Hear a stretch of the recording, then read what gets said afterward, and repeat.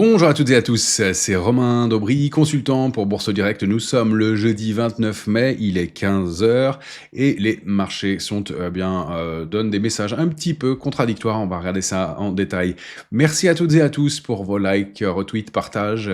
Pensez à vous abonner à la chaîne Bourse Direct YouTube et à activer les notifications pour être au courant du contenu et puis à nous suivre sur nos comptes Twitter respectifs. Une fin de semaine un peu avec des messages, comme je le disais, un peu contradictoires. On a bien des résultats d'NVIDIA qui sont bons manifestement. Le titre est attendu en préouverture en hausse de plus de 5%. Et pourtant, on va aller jeter un œil graphiquement sur la configuration d'NVIDIA, alors que le titre n'est pas, enfin le marché n'est pas encore ouvert, mais la préouverture sur les futurs indique plus de 5% de hausse. Et on a, bien du côté des marchés dérivés, toujours un intérêt qui est en berne. À Wall Street hier, on a baissé, on n'a pas eu de pression baissière, toujours pas de pression baissière sur les marchés. Ça, c'est le message qu'on peut conserver pour l'instant. Un marché qui reste graphiquement et techniquement haussier, même si on a un manque de soutien. Toujours à Wall Street, le ratio put-call est relativement équilibré. Il est en zone de optimisme. On est à 0,92 sur le ratio put-call sur le S&P. C'est-à-dire qu'on est proche de la borne 0,80 d'optimisme, mais pas loin de l'équilibre à 1. Donc on est pour l'instant dans des marchés qui sont relativement prudents, avec une volatilité toujours relativement tendue, donc pas de niveau de stress ou de risque majeur à mon sens de ce côté-là, mais on voit qu'on n'arrive pas à créer un momentum fort, en tout cas pour le S&P. Sur le Nasdaq, c'est un peu mieux évidemment, porté par la bonne publication d'NVIDIA. Si on regarde le CAC 40, eh bien l'intérêt est toujours assez bas, il a progressé un petit peu ces derniers jours, mais de façon un peu mitigée, c'est-à-dire qu'il n'y a pas de sens directionnel fort. On ne peut pas dire qu'il y ait de pression baissière, mais que c'est la spéculation qui drive les arbitrages. On a en revanche un ratio put-call qui est quand même très optimiste à 0,71 à Paris, donc un peu plus de méfiance sur les marchés européens à mon sens, mais un marché qui reste quand même assez fort globalement. Et puis, si on regarde l'Eurostoxx, c'est 0,74 le ratio put-call. Alors en revanche, l'intérêt est aussi en berne. On est à 2 272 000 contrats. Ça fait plus d'un mois qu'on n'avait pas vu un niveau d'intérêt aussi faible. Non, ça date d'avril même. Je regardais tout à l'heure. 2 200 000 contrats, c'était début avril. Donc autant dire qu'on a un intérêt qui n'accompagne pas le marché sur les futurs en tout cas. Après, il y a des configurations intéressantes. Il y a beaucoup de choses qui se jouent, on l'a vu ensemble, du côté des petites et moyennes capitalisations, et c'est toujours des opérations de ce côté-là. On en a cité quelques-unes, on va aller faire un point sur quelques valeurs intéressantes, et puis quelques-unes qu'on avait détectées et dont le parcours bien peut continuer à se mettre en place. Pour le calendrier, bien, on va terminer la semaine en beauté avec les chiffres d'inflation demain, l'indice PCE Core, et puis chiffres d'inflation en Allemagne aussi demain matin, mais c'est surtout l'indice PCE Core, donc l'indice des prix à la consommation des ménages à Wall Street qui sera publié demain, vendredi à 14h30. Donc c'est le plus gros rendez-vous de la semaine après NVIDIA probablement. La semaine prochaine, le calendrier sera assez chargé côté rendez-vous macro. Pour la micro et le résultat de la saison de publication des entreprises se termine. On aura quelques belles publications à Wall Street encore, mais pas des GAFAM, et puis quelques small et mid caps à Paris, toujours. Lundi, PMI manufacturier, donc indice des directeurs d'achat dans le secteur manufacturier, en France, en Allemagne et à Wall Street, donc à surveiller. On aura aussi lundi un discours de Jerome Powell en fin de journée. Mardi, chiffre d'inflation pour l'Europe, chiffre préliminaire à surveiller. Et puis, ce sera une semaine de l'emploi à Wall Street. Donc, comme toujours, mardi, l'emploi Jolts. Mercredi, l'emploi ADP. Et puis, vendredi, les NFP, Non-Farm Payrolls, les chiffres, l'enquête gouvernementale des chiffres de l'emploi américain. Donc, évidemment, le gros chiffre de la semaine. Et puis, on notera quand même mercredi toute une batterie de PMI dans les services en France et à Wall Street. Et puis jeudi, ce sera la réunion de la BCE qui se tiendra avec évidemment le discours et des éléments quant à l'évolution de la politique monétaire en Europe. Donc pour l'instant, bien un marché un peu indécis et des messages, encore une fois, une situation assez bloquée. D'un côté, eh bien toujours ce mouvement alimenté par manifestement des retail qui accompagnent ce mouvement haussier et qui ne se dément pas. Et puis des gros acteurs, des grosses mains qui sont toujours un peu en retrait. On aurait pu penser que le résultat d'NVIDIA allait décanter les choses. On va voir comment va se dérouler cette séance du 29 mai, mais pour l'instant, ça reste un petit peu mitigé. On va commencer tout de suite par aller jeter un œil sur le S&P en hebdomadaire que vous avez ici. Et donc des bougies d'indécision, notre niveau de 5 970 fait bien office de plafond de verre toujours. On est entre 2 eaux, autour de ce niveau pivot de 5 870, dans le range 5 786, 5 970. Pas de gros signes nouveaux. L'alerte de court terme, moi, elle est remontée à 5 686 points, celle de moyen terme sous 5 606.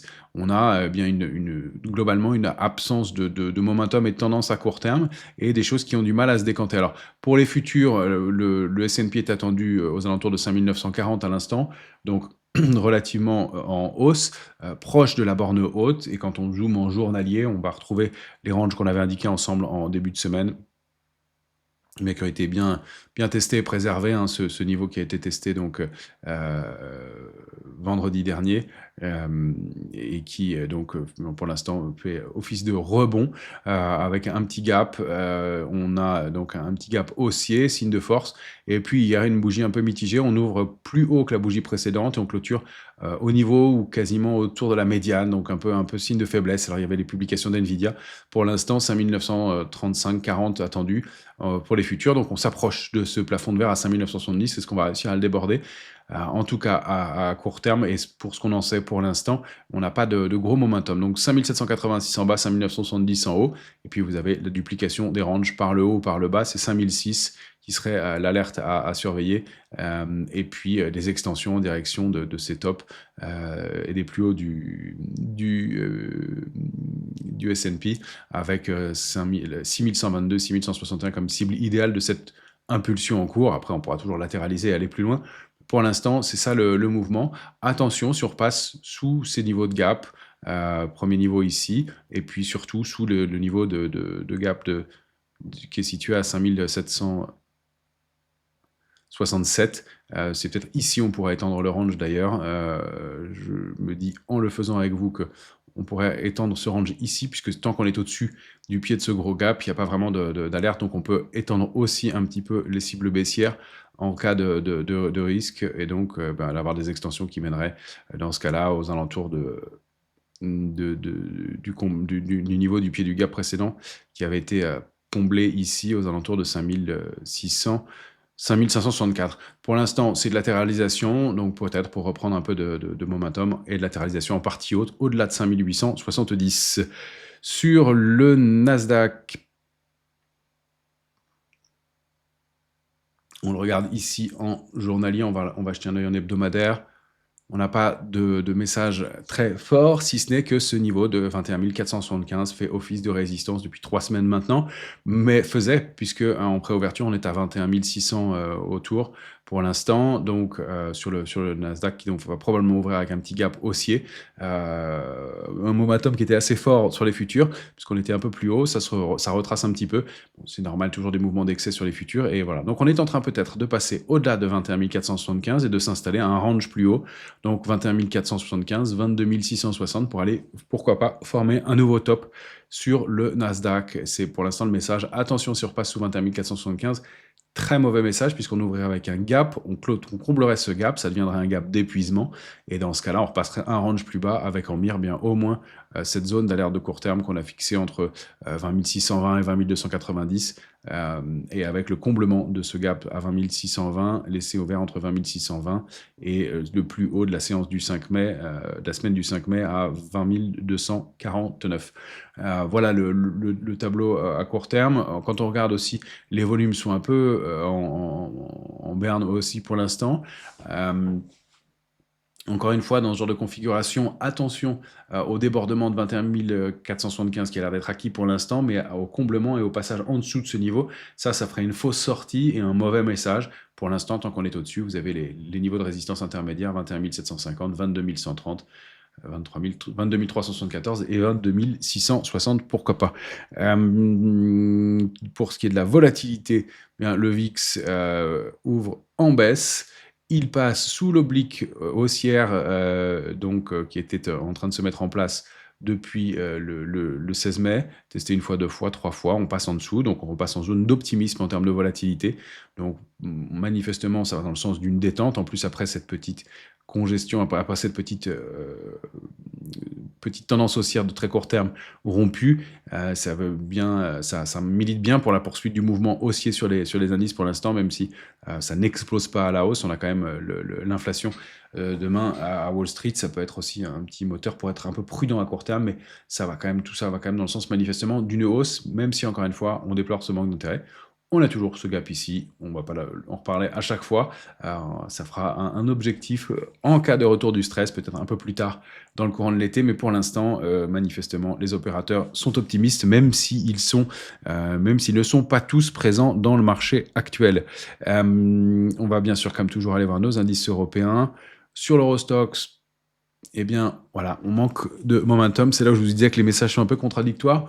La nouvelle était manifestement bonne ce matin. On était en train de tenter de déborder à nouveau ce niveau de 5424. On s'était installé au-dessus pendant quelques jours, et puis retour un peu brutal. On est en zone de latéralisation. 5327, c'est bien le support, il fonctionne. Donc, tant qu'on est entre les deux, pas de tendance. On latéralise, on consolide à plat. Attention, si on rompt le niveau, eh bien, on part chercher les supports et résistances que vous avez de chaque côté ici, avec un gros plafond de verre à la hausse. Si on revenait un peu plus haussier, au niveau de 5544. Pour l'instant, on voit que le momentum manque. Encore une fois, on a rompu la ligne de tendance haussière et depuis, on n'arrive pas on latéralise, même si on a eu ce petit trou d'air la semaine dernière. Les marchés se sont montrés encore une fois très résilients, mais toujours ces mèches de rejet contre ce niveau. Mais pas de pression baissière à ce stade en tout cas. Donc on surveille, on monitor. Moins de choses à faire, c'est plutôt du côté des valeurs. C'est pour ça que j'insiste moins longtemps sur les indices pour l'instant. Le DAX, lui, il est en train de donner aussi des messages assez contradictoires. On a cette zone de range, alors c'est des ranges plus ou moins larges. Je vais les supprimer, ça alourdit visuellement, c'est pas très utile. Voilà. Le DAX que vous avez ici, donc en journalier, je supprime l'ancienne oblique haussière. On a quand même formé hier en journalier un avalement baissier sur le DAX. Finalement, c'était même pas une couverture en nuage noir comme je l'évoquais possiblement. C'est bien un avalement. On a ouvert le mercredi 28 mai plus haut que le mardi 27 et on a clôturé en dessous. En haut de marché, c'est pas un très bon message. Et puis regardez la bougie du jour, elle fait la même chose, ou quasiment pour l'instant. On ouvre un tout petit peu plus haut que la bougie du jour précédent. Ça, vous savez à quoi ça ressemble. Et si on zoome un petit peu en horaire, on va se mettre en 4 heures par exemple, eh bien, on voit un mouvement de désorientation, à mon sens, qui pourrait se traduire par un triangle inversé, et donc un peu de désorientation à court terme sur le DAX, avec bien des points bas des points hauts de plus en plus haut, des points bas de plus en plus bas. Si jamais un très bon message, je vais le retracer en journalier parce que finalement c'est pas aussi propre. Mais regardez, en 4 heures, je pensais avoir quelque chose de plus lisible. Voilà, on a des points hauts de plus en plus haut, des points bas de plus en plus bas, même si aujourd'hui on a eu un échec.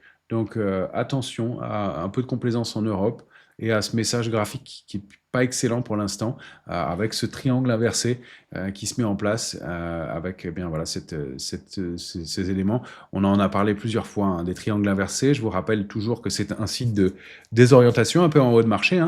On forme des plus hauts de plus en plus haut, puis des plus bas de plus en plus bas. Ça signifie, et on attribue ces mouvements à des mains faibles du marché. On considère que bien les mains faibles payent, les mains fortes vendent un peu de papier et refont baisser le marché, puis enlèvent la pression baissière, ce qui laisse à penser à un mouvement haussier à venir. Or, on constate que le mouvement a du mal à se mettre en place, donc ça se termine souvent, ce genre de désorientation, par une accélération baissière un peu marquée. Donc prudence sur un DAX qui est pour l'instant, encore une fois, un peu paradoxal, et qui avait ouvert sur un nouveau plus haut, pas plus haut historique, mais un plus haut que l'ouverture précédente, et qui est pour l'instant en train de mettre un peu ça en balance. Donc pas de momentum, pas d'intérêt, c'est ça qui est un peu difficile dans le marché pour l'instant, et des signaux bien en haut de marché aussi, qui peuvent entraîner des mouvements de baisse. Alors regardez, un avalement baissier, on en avait connu un ici, de la même façon, ça s'était pas terminé par une baisse, latéralisation, puis on avait réaccéléré. Mais on voit que le momentum n'est plus aussi fort qu'il était précédemment dans l'accélération haussière, donc peut-être un besoin de consolider. Donc le range, c'est 23 910 en bas, 24 470 extension en haut. On a probablement un intermédiaire ici à 24 252, c'est ce plafond de verre qu'il va falloir déborder en clôture pour considérer qu'on réactive et qu'on repart à la hausse. Pour l'instant, c'est en pause, après un mouvement haussier qui a été quand même assez fort sur le DAX récemment, et encore une fois dans l'attente de momentum à la fin de la saison des publications. Donc latéralisation et marché un peu à l'arrêt. Pour l'indice CAC 40, eh bien, voilà le CAC 40 cash en journalier. On est dans le range 7630 en bas, 7950 en haut. Nouvelle tentative, on avait cette petite oblique baissière qui fonctionnait bien depuis quelques jours, qui permettait de former un relatif canal. Bon, ça c'est un peu plus mitigé comme borne basse, mais je l'avais testé au cas où. En tout cas, cette oblique baissière, elle fonctionnait bien. On l'a débordé violemment à l'ouverture, et puis regardez, on vient s'appuyer dessus pour l'instant. Donc on n'invalide pas le mouvement de hausse, mais on manque quand même de momentum pour poursuivre. Et ce niveau intermédiaire de 7856, j'ai essayé, mais c'est peut-être un petit peu plus haut. Je trouve pas le point exact sur le cash. Voilà, 7870, manifestement, est un plafond de verre. On a du mal à aller s'installer au-dessus pour aller chercher 7950 et pourquoi pas réactiver franchement la dynamique haussière. Donc pour l'instant, et depuis quelques jours, on est bloqué dans cette zone, 7630 en bas, 7950 en haut, avec bien comme médiane 806. On est plutôt au-delà, 7740, 7806.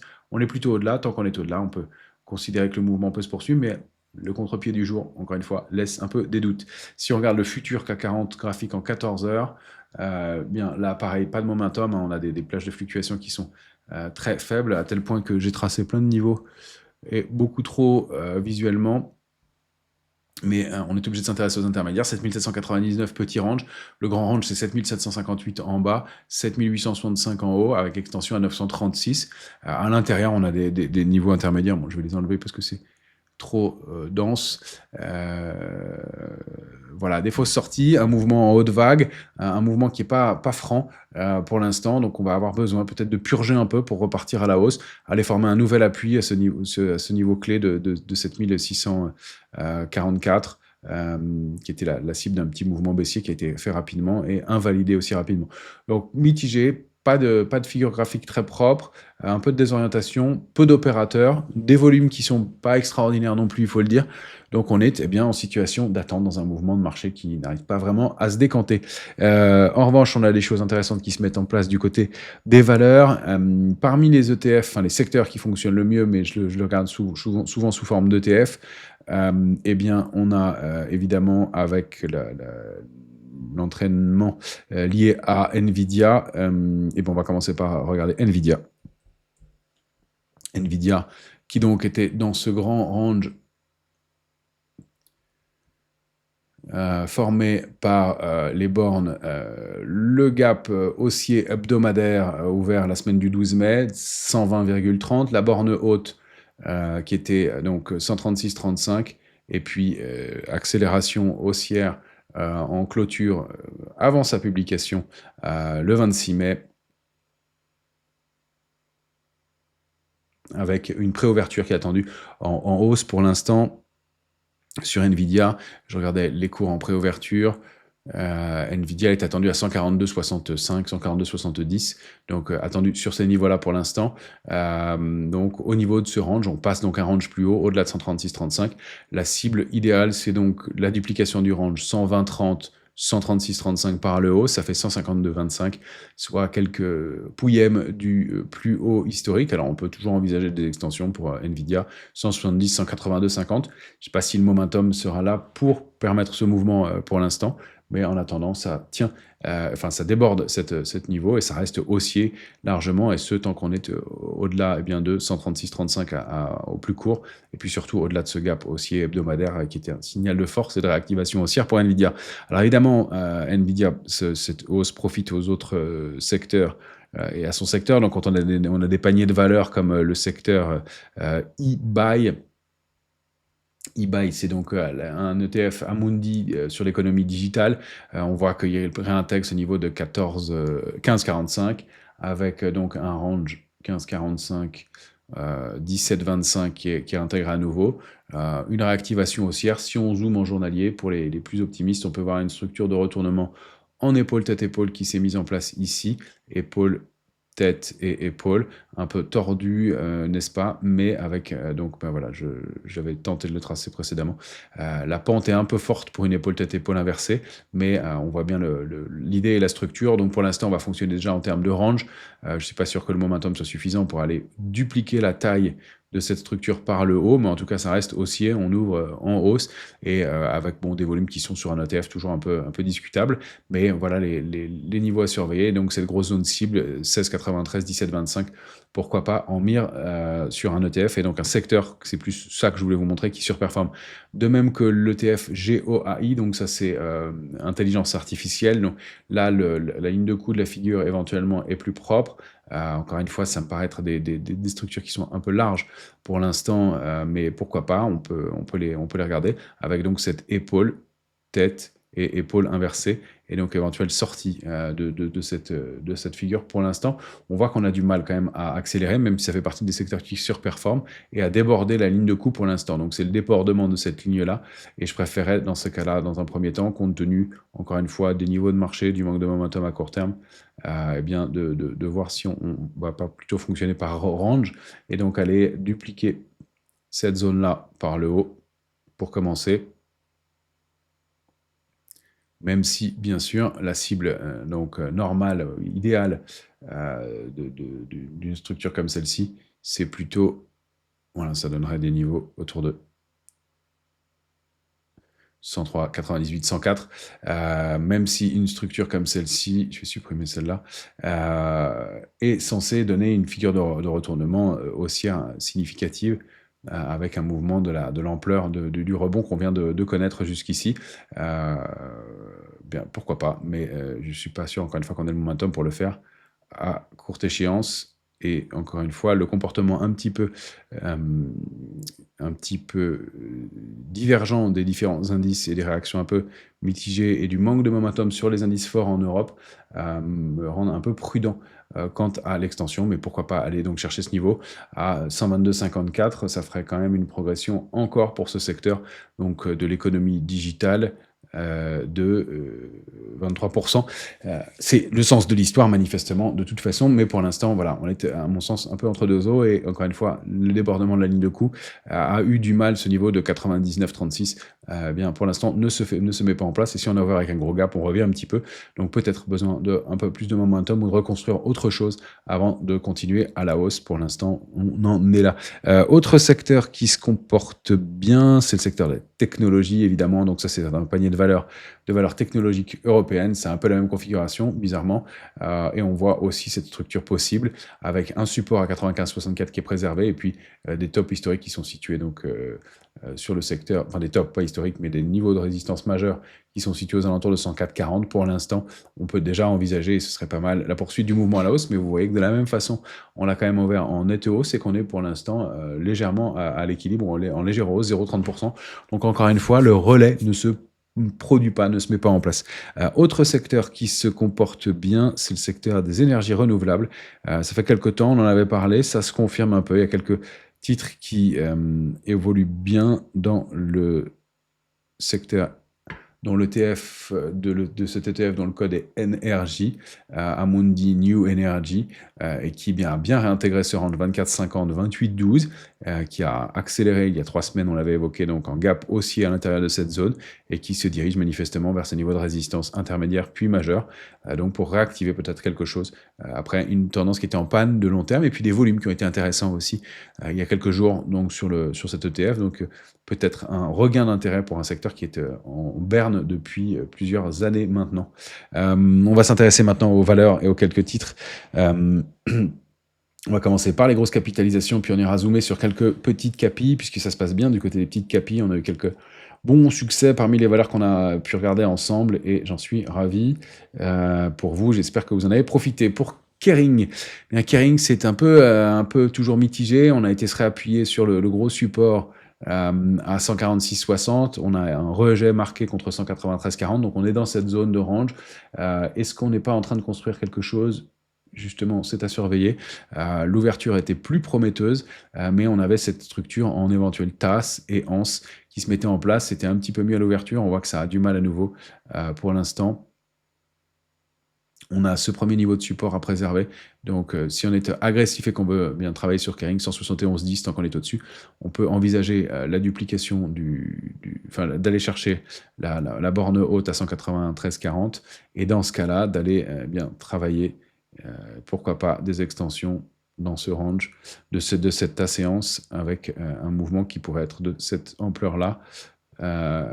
Encore une fois, c'était mieux à l'ouverture ce matin et comme beaucoup de valeurs sur le marché, ça revient encore une fois, pas de gros acteurs, pas de force dans cette tendance. C'est un peu mon problème et un peu ce qui est gênant dans ce marché-là pour l'instant, mais il y a des séquences moins claires.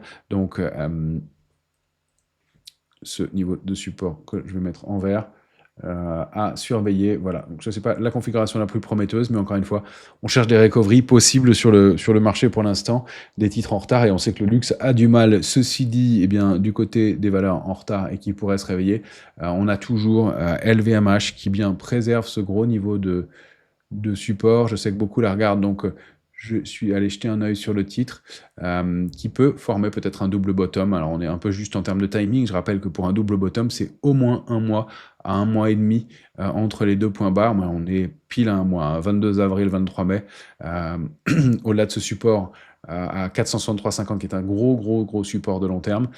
Et donc, la ligne de coup de cette possible figure de retournement haussière avec, dans ce cas-là, un double bottom qui serait validé avec borne basse 463,50 et borne haute ici la ligne de coup. Il faudrait aussi déborder ce gros niveau de résistance à 530 et dans ce cas-là, dupliquer le mouvement par le haut. Encore une fois, c'est agressif, mais si on considère que les choses se décantent, eh bien pourquoi pas. L'ouverture a été positive et on a du mal, on reste légèrement en hausse pour l'instant, mais c'est quand même pas très fort, avec comme cible de ce mouvement eh bien, un niveau situé aux alentours de 608,20, qui est un niveau de résistance majeur en plus, intermédiaire mais intéressant, mais encore une fois, manque de momentum, et ça permettrait surtout pour LVMH de se réintégrer cette grande oblique haussière, donc ligne de tendance haussière qui a été rompue récemment, et donc de repasser au-dessus de ce niveau et d'invalider la baisse et le long mouvement de baisse au sein duquel se trouve LVMH pour l'instant. Donc de recréer, pour l'instant, c'est encore une fois un peu mitigé entre deux eaux, mais ça fait partie des choses qu'on peut surveiller. Un titre qui va mieux, en revanche, qu'on avait évoqué ensemble il y a quelques temps aussi, c'est ST Micro. STM, quand on la regarde en mensuel, bien, on a ce grand marteau, et puis après une grande bougie rouge, capitulation, un marteau, les acheteurs reprennent la main, et pour l'instant, à quelques heures de la fin du mois de mai, eh bien, un titre qui est en train de se reprendre et de former manifestement une grande bougie verte, alors avec des volumes qui sont toujours un peu mitigés. Aussi, encore une fois, c'est toujours la participation dans ce marché qui me pose problème, mais on a connu en début de semaine un tout petit peu d'intérêt acheteur sur les futurs. Donc pourquoi pas, même si je vous disais que c'est un peu mitigé, pourquoi pas. Et puis toujours ces canals baissiers qu'on avait évoqués ensemble, rompus, réintégrés, et dont le titre tente de s'extraire. Donc peut-être un peu de mieux pour STM, et quand on zoome en journalier, on voit bien l'enjeu d'un côté comme de l'autre. C'est pour ça que j'ai gardé ce canal. Regardez comme on a travaillé autour, ici, là et là. Pareil, mais on était ouvert en hausse, on a été se réappuyer dessus. Donc toujours un peu mitigé, momentum pas très flagrant, pas très franc, mais on reste un peu mieux pour STM. Un autre titre qui est intéressant, on va passer à les plus petites capitalisations. Il y a Valorec, dont on n'a pas parlé ensemble depuis longtemps, mais Valorec qui se comporte pas mal depuis quelques jours. Alors Valorec, quand on dézoome en mensuel, c'est toujours cette longue oblique ligne de tendance haussière que je peux réajuster maintenant ici manifestement. Donc un titre qui évoluait au-delà de cette oblique haussière depuis de long terme, qui a débordé ce niveau de 14,48, qui a du mal à s'en extraire même si on a fait de belles extensions. Là, bougie d'indécision, mais on a peut-être un petit harami en mensuel qui se met en place, en bas de marché, en tout cas bas de repli, avec un grand corps et puis une petite bougie à l'intérieur. Ça, c'est une bougie d'indécision. En bas de marché, ça peut être haussier. Ici, toujours pareil, des bougies un peu mitigées. C'était plus en journalier que je voyais une compression se mettre en place, que je voulais vous montrer ici, d'autant plus qu'on a eu des volumes assez soutenus dans les deux dernières bougies de hausse. Donc à regarder, même si le momentum n'a pas été très fort, mais un petit triangle qui est peut-être en train de se mettre en place ici. On va supprimer celui-là. Ici, sur Valorec. Voilà, avec une ligne de tendance haussière, 4 bougies, 4 points bas successifs qui sont préservés. Donc, il faut absolument préserver le niveau de 15,44 en clôture au risque de déclencher un mouvement de baisse complémentaire. Mais si en revanche on arrive à aller déborder eh bien la pointe, enfin la borne haute du triangle à 15,80, on peut réaccélérer, aller chercher ces extensions. Il faut qu'on sorte relativement rapidement parce qu'on approche de la pointe de ce triangle et plus on compresse, paradoxalement, moins le mouvement est violent puisque bien, les opérateurs ont pris connaissance des éléments de marché. Hein. Donc c'est contre-intuitif, mais plus on va approcher de la pointe d'un triangle, plus le mouvement sera faible à la sortie. Il faut en général sortir entre les 2 tiers et les 3 quarts. On est déjà pas mal avancé dans ce triangle-là. Donc peut-être pas le momentum que j'espérais, mais de la même façon, quand j'ai scanné le marché pour vous ce matin, puis on était plus haut. Et encore une fois, on voit que le mouvement déjà s'essouffle dans cette séance. Donc c'est un peu le message du jour, c'est l'essoufflement, les éléments en demi-teinte. Un titre qui se comporte pas mal aussi, c'est Seb. Seb, c'est un titre qui, donc, en mensuel, avait un long parcours baissier, une tentative de rebond, puis réactivation de la dynamique baissière. On préserve ce niveau de support qu'on peut réajuster à 82,70. Toujours même réaccélération haussière après le trou d'air du mois d'avril. Et on a cette ligne de tendance baissière, testée une fois, 2 fois, 3 fois et 4 fois maintenant, qui permettrait, en cas de débordement, de réactiver la dynamique haussière. Donc un petit peu de mieux et pourquoi pas, en amont, un peu en étant agressif, une recovery sur le titre SEB qui est en surperformance, même si c'est léger par rapport à l'indice parisien depuis maintenant la mi-mai. Donc, c'est à surveiller cette oblique. Et bien dans ces cas-là, on aurait une possible structure en tasse et anse. Je vais la mettre de la bonne couleur, ce sera mieux. Donc, résistance ici à 89,45 à déborder pour aller, comme toujours, vous connaissez le principe et vous avez vu que c'est comme ça que fonctionne le marché en ce moment. Beaucoup de structures de petites tasses séances pour aller dupliquer ce mouvement par le haut et chercher les résistances suivantes. Donc, en direction de... J'ai trop de traits aussi. J'en supprime, c'est trop lourd visuellement. Pour aller chercher donc une cible, pourquoi pas à 110,80. Il faut vraiment passer ce niveau, mais il y a une recovery possible et une surperformance qui est intéressante, d'autant plus qu'on a eu quelques volumes d'accumulation depuis quelques temps. On n'est pas loin peut-être de déclencher un signal d'achat sur SEB. Donc les plus agressifs commencent avant le signal, les autres attendront le débordement en clôture de ce niveau de 89,45 et de l'oblique baissière pour confirmer la réactivation haussière sur le titre. Parmi les autres valeurs que je voulais vous montrer, on va passer dans les plus petites capitalisations avec Obey. On l'avait évoqué en début de semaine ou la semaine dernière. Je vous disais qu'il y avait quelque chose qui se mettait en place. On est déjà allé chercher la première cible graphique du titre. Il y a déjà du repli d'ailleurs, mais une réactivation haussière qui s'est confirmée avec 53,90 qui a été atteint. C'est un peu mitigé pour l'instant, mais donc tant qu'on est au-delà de 48,30, on peut travailler pour aller chercher des extensions en direction de 61 et de nouveau plus haut, d'autant plus que l'accélération haussière qu'on a formée hier, le mercredi 28 mai, l'accélération s'est faite avec des volumes lourds, importants. Donc on a du mieux pour l'instant, tant qu'on est au-delà de 48,30 sur Obey. On avait parlé aussi de 2 CRSI. La hausse, elle ne se dément pas. Ça fait partie des titres qui confirment. C'est toujours intéressant de voir que le comportement du titre reste haussier, alors que ça se dégonfle un peu sur le reste du marché. Donc toujours des éléments à regarder, à surveiller de ce côté-là. De CRSI, voilà, qui était dans une grande compression. Alors, en journalier, j'ai beaucoup de traits. Il y avait un ancien triangle symétrique qui avait donné beaucoup de faux signaux. On va supprimer tous ces traits là. Pardon, ce sera plus propre visuellement. Donc de CRSI, pour moi, c'était le range 2,99,8, 5,08. On en sort cette fois-ci franchement par le haut avec même 5,15. Voilà, on en sort franchement par le haut. La première cible est proche d'être atteinte. Hein. Ça va être un gros niveau palier pour 6,05, 6,23 pour 2 CRSI. Mais en revanche, au débordement, on peut aller former des extensions en direction de 7,22. C'est quelque chose, une réactivation haussière qui se met vraiment en place pour un titre qui n'avait rien fait, hein, qui était complètement en latéralisation depuis janvier janvier 2024 et qui est bien là cette fois-ci est franchement sorti par le haut avec du volume et qui encore une fois prend 7% aujourd'hui dans une séance où eh bien on est un peu mitigé et même un peu en contre-pied, il faut le dire maintenant, vu le sens de la tendance à l'heure qu'il est. Autre titre que je voulais vous montrer, c'était Parrot, qu'on avait évoqué ensemble. Je passerai à des titres qu'on n'avait pas déjà vus ensuite, mais Parrot, eh bien, le titre compressait, on l'évoquait dans ce petit triangle rectangle, et je vous indiquais que bien une fois que les vendeurs auraient fini d'alléger leur position contre 7,44, ça pourrait accélérer. Ça a bien été le cas. Alors on avait déjà été chercher une première cible, hein, qu'on avait déterminée par la taille du triangle rectangle.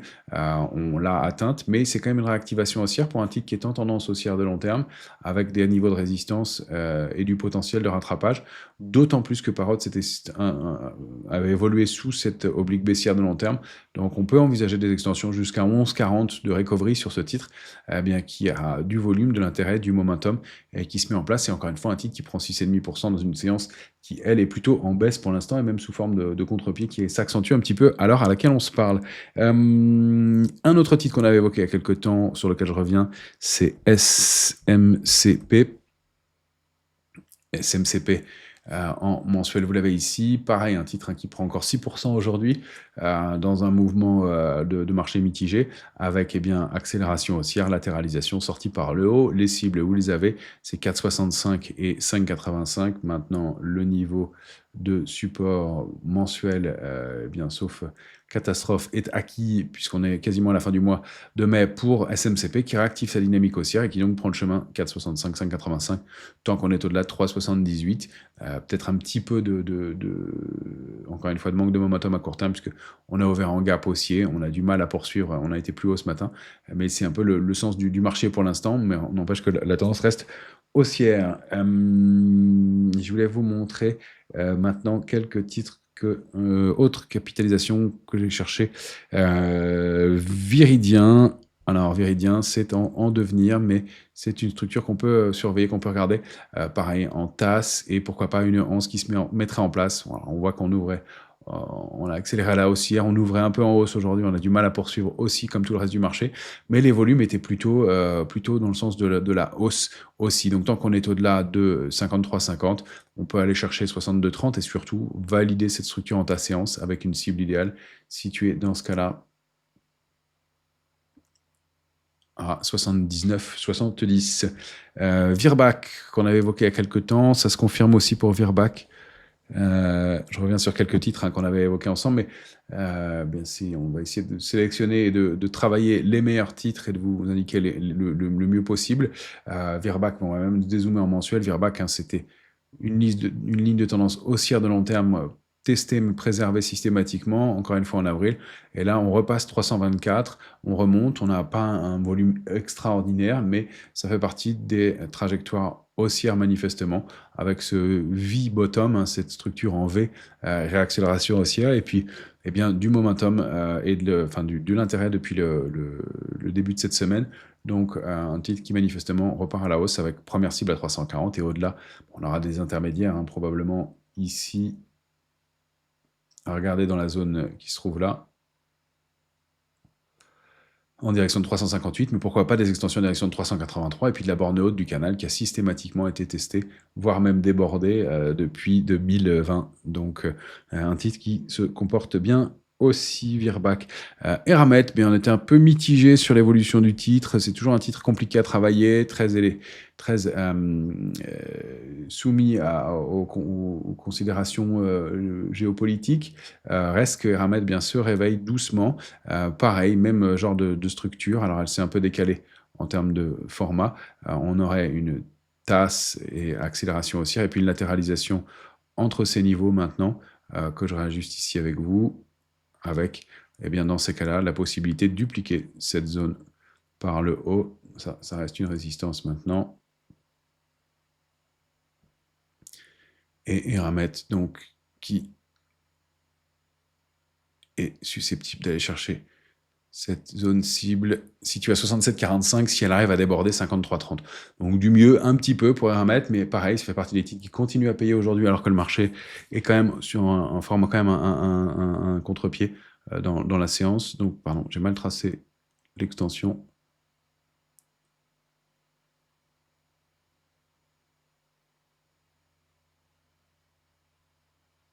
Voilà.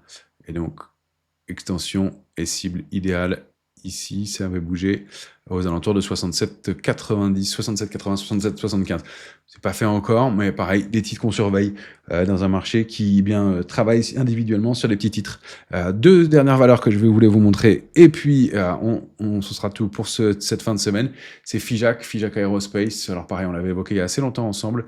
On avait surtout atteint une première cible intéressante, mais ça se poursuit.